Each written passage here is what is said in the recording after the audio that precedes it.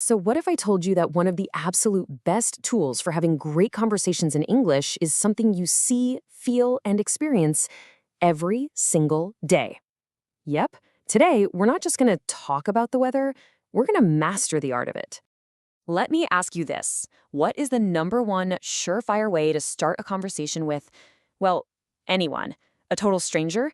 The answer is so much simpler than you think, and it's exactly what we're diving into today. All right, here's our game plan. First, we'll cover why weather is the ultimate icebreaker. Then, we'll get into the nitty-gritty of asking and answering. After that, we'll learn how to paint a picture with our words. Then the fun stuff, sounding like a native with cool idioms. We'll see it all in action in a real conversation. And finally, we'll touch on something a little deeper, how weather is so much more than just small talk. So let's start with the big question. Why the weather? Well, think about it for a second. It's the one thing that everyone in the same place is experiencing together, right now. It's this instant shared reality. You don't need to know anything about the other person. It's the perfect, totally neutral starting point. You've probably heard this one. It's a classic, especially in a place like Britain. I mean, you could be standing in a line, turn to a complete stranger, say this, and bam, you've just started a conversation. It's that easy. No pressure, no stress. Okay, let's get our toolkit started. We've got to begin with the absolute basics, the foundational questions and answers that you're going to use all the time. It really breaks down into 3 simple steps. You ask one of these 2 questions, you give a straightforward answer.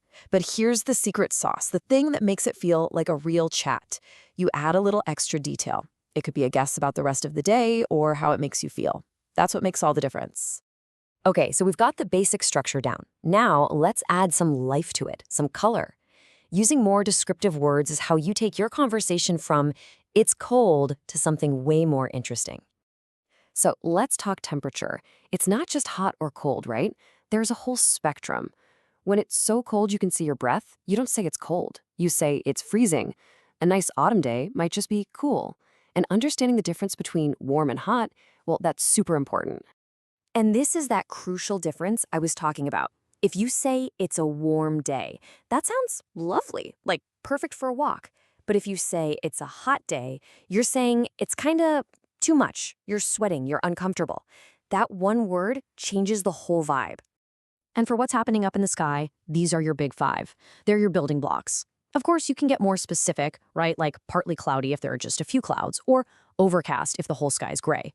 But mastering these 5 is absolutely key. Oh, and a quick little tip about the seasons. You'll hear both of these words for the season after summer.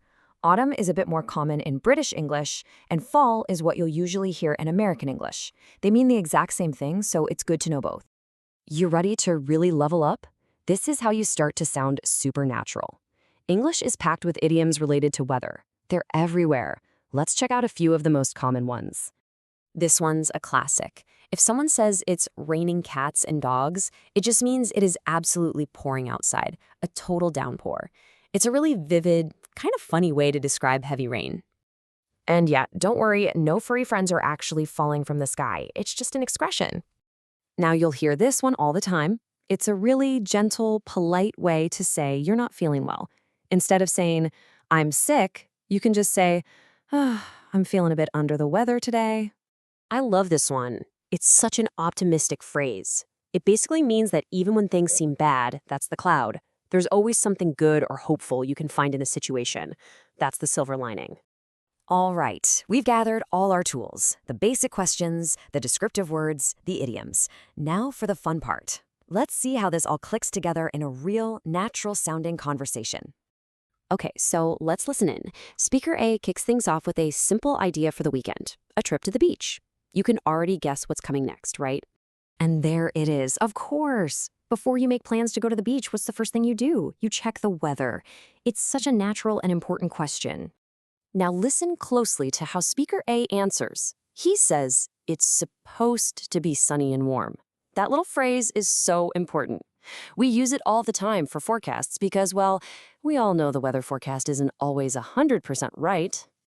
And Speaker B wraps it up perfectly. He's enthusiastic, but he also uses another great word, unpredictable. Because that's the weather for you. It keeps the conversation going and shows a great understanding of the topic. So for our last section, I want to go just a little bit deeper, because talking about the weather isn't just a convenient way to fill the silence. It actually has a real, powerful effect on our lives, and even how we feel. I mean, think about it. Doesn't a beautiful sunny day just make you feel a little bit better, a little more energetic? And on the flip side, a week of gray, gloomy rain can really start to bring you down. For some people, this is a very real thing called seasonal depression. So this connection between the sky and our feelings, it's powerful. And that's what I want to leave you with. The next time you glance out the window, don't just see sun or rain. Take a second and ask yourself, how is this making me feel right now? It's a simple little question that connects you to the world around you. And you know what?